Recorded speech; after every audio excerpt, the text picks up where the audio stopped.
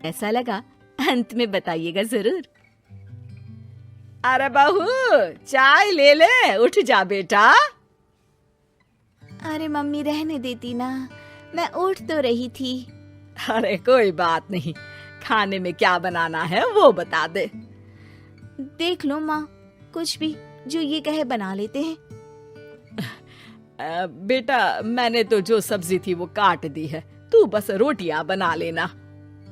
ये हर रोज सुबह का सीन था ममता के ससुराल का। एक दिन पड़ोसन कहती है, अरे बहन जी, सारा दिन काम करती रहती हो, थकती नहीं क्या आप? बहू क्या करती रहती है सारा दिन? अरे वो भी कुछ ना कुछ करती ही रहती होगी। अब इतनी भी बूढ़ी तो नहीं हूँ मैं जो बैठ जाऊं कि सामने काम पड़ा है और मैं बैठ ही रहूं। अरे लेकिन बहू की तो आदत खराब हो जाएगी जब सारा काम आप ही कर दोगी। अरे ठीक है ना, कम उम्र में हमारी भी शादी हुई थी। अब आजकल के पढ़ने लिखने वाले बच्चों को सारी जिम्मेदारी लेने में भी तो वक्त लगता है। बहू है तो क्या हुआ, मेरी बेटी की उम्र की ही है ना।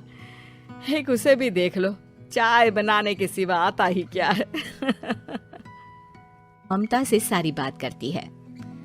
हाँ मम्मी जी ही ज्यादा काम करती हैं, इसमें कोई दो राय नहीं है। लेकिन मैं भी क्या करूं, ऑफिस और घर के बीच जो वक्त मिलता है उसी में काम कर लेते हैं, है ना।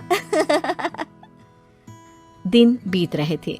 सास बहू के बीच की बॉन्डिंग अच्छी थी, लेकिन जब बहू माँ बनती है तो जो थोड़ा बहुत काम किया करती थी वो भी छोड़ देती है। बहू ये ले, तेरे लिए बनाया है, इसको खाने से बच्चा और तू दोनों स्वस्थ रहेंगे। ठीक है माँ जी। माँ जी, वो बच्चे के लिए गद्दे जो सूख रहे हैं ना छत पर, जरा ले आइए ना। तभी वहाँ पति आ जाता है। अरे माँ रुको, मैं ले आता हूँ, तुम मेरा खाना लगा दो। माँ किचन में चली जाती है। पता है, बगल वाली डॉली है ना, वो लोग हमारी साइड के हैं। उसकी सास ने तो उसकी हड्डियों को मजबूत करने वाले लड्डू बनाए हैं। उसे भी बच्चा हुआ है ना। पता नहीं मम्मी जी क्या पानी सा उबाल कर दे देती है, मैं तो बस वही खा लेती हूँ। अरे तो तुम्हारे साइड बनता है तो तुम अपनी माँ से बोल दो, वो बना देंगी। आहा, माँ की तबीयत ठीक नहीं रहती, तुम जानती हो ना, कैसे बनाएंगी वो? अरे क्या हो गया सासू माँ को, कल तक तो फेसबुक में किटी की फोटो डाल रही थी। अच्छा अच्छा चुप रहिए। डॉली की सास ने मनाया है, तुम लोगों का भी तो फर्ज बनता है। तभी वहाँ सास आ जाती है।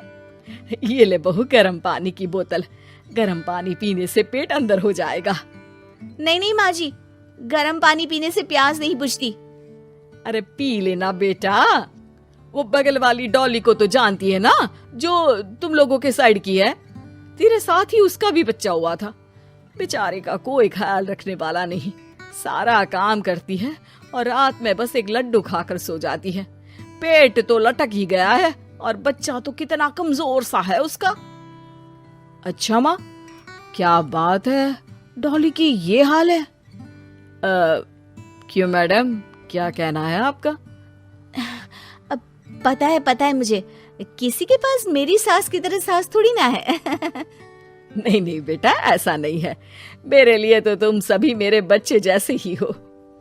ममता को समझ में नहीं आता कि वो सास में कैसे कोई बुराई निकाले, क्योंकि हर कोई उससे उसकी सास की तारीफ ही किया करता था।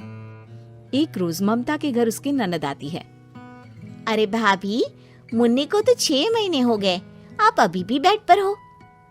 आ गई है आप? कैसी हैं बुआ? बच्चा होने के 6 महीने बाद आई हैं आप। भाभी अमेरिका दूर है ना, तो वक्त लग जाता है।